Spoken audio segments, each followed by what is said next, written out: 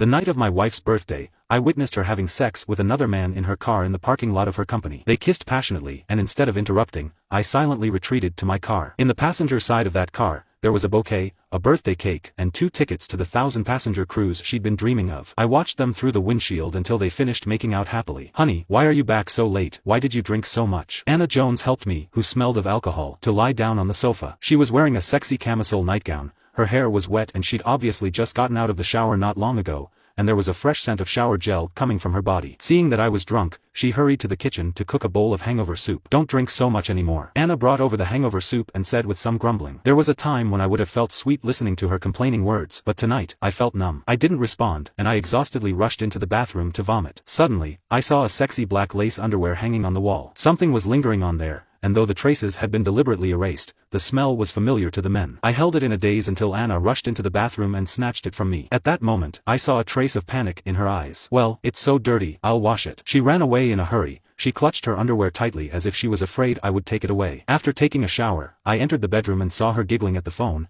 It was not until she found me that she stopped smiling. "Do you remember what day it is today?" She put her phone away and asked me with a smile. "I'm sorry, I don't remember," I answered perfunctorily. She was upset and lay down with her back to me, but I noticed her phone screen flashing. She typed quickly and chuckled from time to time. Above the bed, a wedding picture of the two of us hung, and we smiled happily at each other. When we got married, many people praised us for being a perfect match. When I was staring at the wedding photo in a daze, Anna suddenly turned over and pressed me. "We haven't had sex for a month. How about we make out on such an important day?" Her hand was already feeling underneath me. I was reluctant. Just as I was about to find an excuse to refuse, her phone rang. She froze for a moment, and when she glanced at the caller, she soon jumped up and quickly ran away with her phone. I could guess who it would be that would make her take it so seriously in the middle of the night. She hid in the toilet to answer the phone. I glanced at the clock. She had been on the phone for half an hour, but it didn't seem like she was going to end the call. Vaguely, I heard her happy laughter, and now and then she would act like a spoiled child as if she were a young girl who had just fallen in love and was flirting with her lover. I walked to the balcony and smoked a cigarette,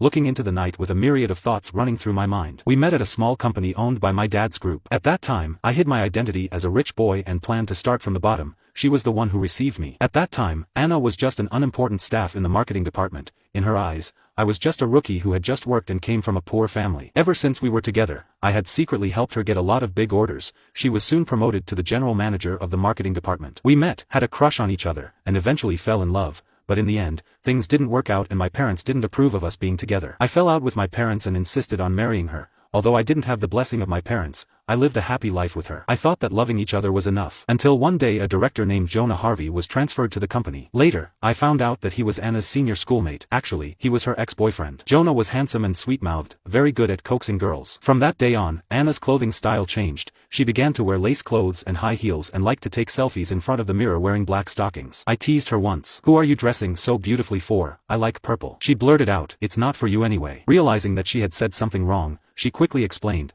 "Black makes people look more serious, which is needed in the workplace." I hadn't noticed these changes at that moment. Every time I saw our wedding photos, I felt sweet. I felt that it was enough to have her by my side for the rest of my life. If it weren't for the fact that I wanted to give her a surprise on her birthday night, I wouldn't have known that I had been kept in the dark. I'd never smoked a pack of cigarettes in just half an hour, and the smoke made my eyes hurt. Back in the bedroom, I thought that Anna had fallen asleep. As soon as I lay down, she hugged me and was more enthusiastic than before. "Honey, I have something to discuss with you," I answered in a low voice. "How about you go out for a day tomorrow?" "Why?" I asked. "Isn't tomorrow the weekend?" Anna explained, "Well, my colleague and the director will come to our home tomorrow." "Am I embarrassing you?" I didn't say that but replied, "Okay. I love you, honey." She was so enthusiastic that I almost couldn't control myself. However, I dodged. Anna was slightly stunned. "Honey, what's wrong?" I made an excuse. "I'm tired, let's sleep." She slept with me in her arms all night, and I broke free from her arms after she fell asleep. I couldn't forget the intimate scene between her and that man. The next day, I was driven out by Anna early in the morning and had nowhere to go, so I had to stay in the cafe next to the community. In the afternoon, I thought Anna's guests had left. When I was about to go back, the cafe owner stopped me. "Mr. Hampton, the coffee is packed. Do you want me to deliver it to your home?" Seeing my confused expression, she asked, "Isn't this the coffee you ordered?" "Ah, yes, I'll bring back myself." I knew that this must be what Anna ordered, so I went home with a few cups of coffee. When I was about to open the door, I realized that I didn't bring my key, so I rang the doorbell. The awkward thing was that it was Anna who opened the door. She was stunned for a moment and a male voice called out from inside the room, "Anna, who is that?" She subconsciously replied, "A delivery man." At that moment, my heart was broken. When I handed over the coffee, a tall and handsome man in a suit walked over. He was stunned when he saw me, Then, he put one hand on Anna's waist and smiled. "It turns out the coffee has been delivered. Please take it inside." Anna dodged slightly with an awkward expression. "You go cut the watermelon, I'll let others help." Anna pushed the stunned Jonah, bit her lower lip, glanced at me, and closed the door firmly. At that time, my nose was only an inch away from the door, and I was almost hit. I stayed in the coffee shop alone until Anna called me to go back in the evening. "You haven't eaten, have you? I've prepared food for you." It was a rich dinner, but I had no appetite and only ate a little. Only then did Anna explain to me,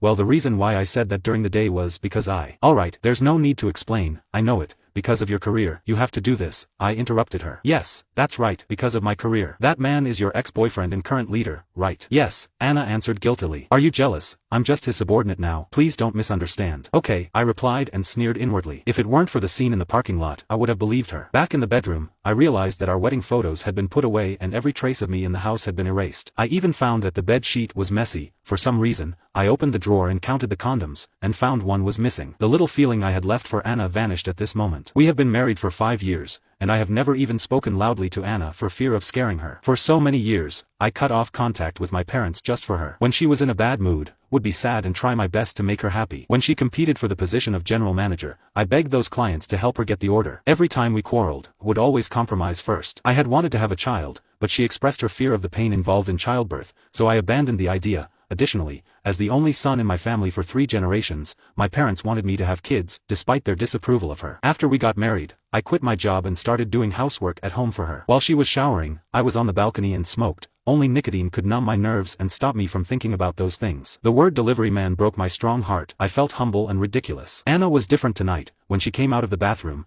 she was wearing a sexy purple nightgown and was putting on short stockings on the bed in front of me. In the past, no matter how much I pleaded with her to wear them, she would never agree. She always claimed to be a conservative woman. However, tonight was the first time she had ever worn them. Her charming eyes made me absent-minded. It seemed that everything she had done could be forgiven.